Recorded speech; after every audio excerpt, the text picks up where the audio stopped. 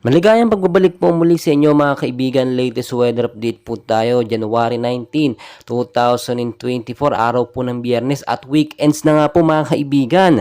Pero bago po tayo magpatuloy, pa-like and subscribe naman po. And pahit po ng notification bell na huwag niyo pong kakalimutan para updated po kayo at ma-notify kayo sa mga latest weather update po natin.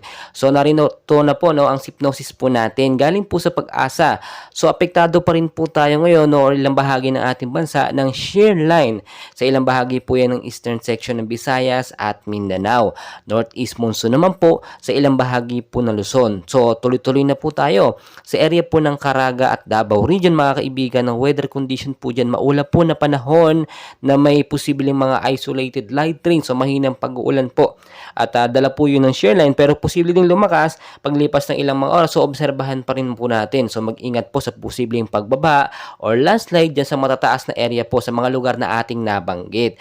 Sa Cagayan Valley naman po at Aurora, maulat na panahon din po mararanasan na may mga light rains po, mahinang pag-uulan, dala po yan ng northeast monsoon. Wala namang masyadong epekto pero maging handa pa rin yung payong nyo po, jacket na kapote, handa po anumang oras. So dito na tayo mga kaibigan sa Metro Manila at Ilocos Region, Cordillera Administrative Region, Calabarzon, Bicol Region at ilang bahagi po ng Cagayan Valley kasama na po ang Central Luzon. So ito po, makinig po kayo, maulap po na panahon ang mararanasan po ngayong hapon. So tignan nyo kalangitan, medyo maulap na nga po na posible po magkaroon ng light rains to heavy rains po pagdating sa gabi.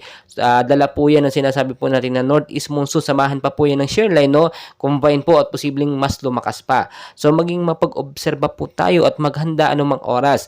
Uulitin ko lamang po, wala namang bagyo sa loob ng ating Philippine Area of Responsibility, pero yung mga kalabit bansa po natin or sa labas ng PAR, meron po nabubuong mga active LPA at meron din mga bagyo na posibleng magkaroon ng extension tama dito nga po sa ating bansang Pilipinas, at posibleng ding makabuo na mga cloud cluster na nagiging active LPA. Well mga kaibigan, patuloy ko po kayong i-update.